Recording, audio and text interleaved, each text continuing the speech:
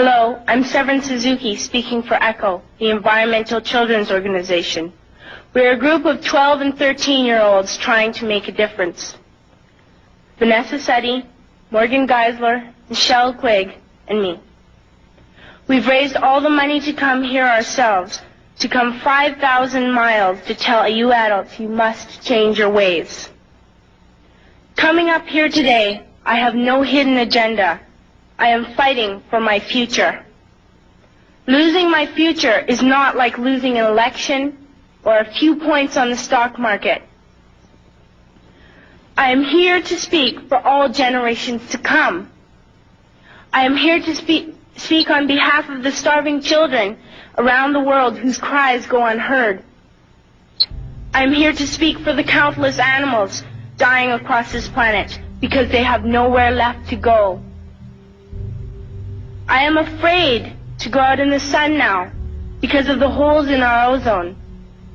I am afraid to breathe the air because I don't know what chemicals are in it. I used to go fishing in Vancouver, my home, with my dad, until just a few years ago we found the fish full of cancers.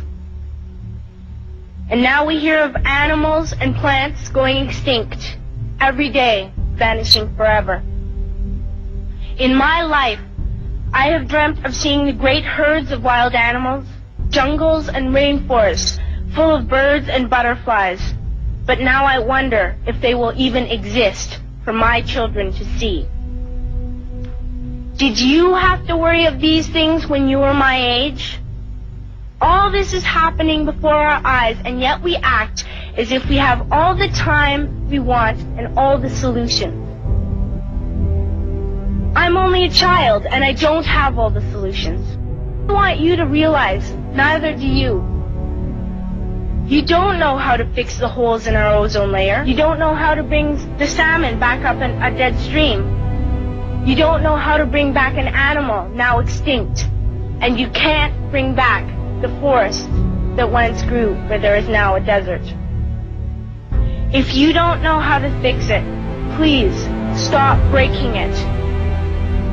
Here, you may be delegates of your government, business people, organizers, reporters, or politicians, but really, your mothers and fathers, sisters and brothers, aunts and uncles, and all of you are someone's child.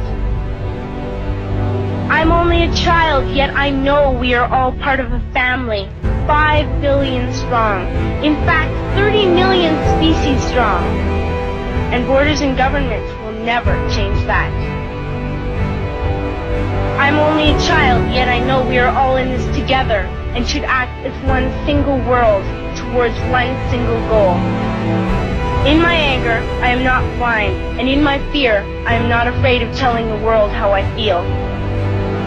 In my country, we make so much waste. We buy and throw away, and yet northern countries will not share with the needy. Even when we have more than enough, we are afraid to share. We are afraid to let go of some of our wealth. In Canada, we live the privileged life, with plenty of food, water, and shelter. We have watches, bicycles, computers, and television sets. The list could go on for 2 days. 2 days ago, here in Brazil, we were shocked when we spent time with some children living on the streets.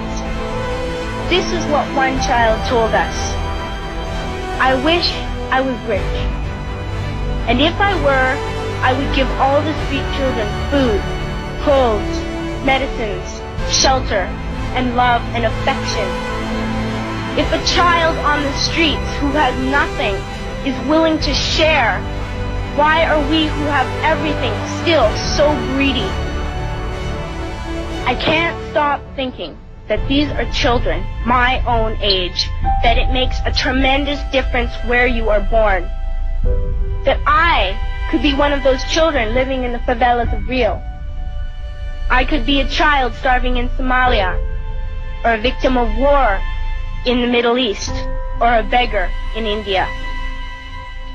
I am only a child, yet I know if all the money spent on war was spent on finding environmental answers, ending poverty, and finding treaties, what a wonderful place this earth would be. At school, even in kindergarten, you teach us how to behave in the world. You teach us not to fight with others, to work things out, to respect others, to clean up our mess, not to hurt other creatures, to share, not be greedy. Then why do you go out, do the things you tell us not to do? Do not forget why you are attending these conferences, who you're doing this for. We are your own children. You are deciding what kind of a world we are growing up in. Parents should be able to comfort their children by saying, everything's going to be all right. It's not the end of the world. And we're doing the best we can. But I don't think you can say that to us anymore. Are we even on your list of priorities? My dad always says, you are what you do, not what you say. Well, what you do makes me cry at night. You grown-ups say you love us, but I challenge you, please, make your actions reflect your words. Thank you.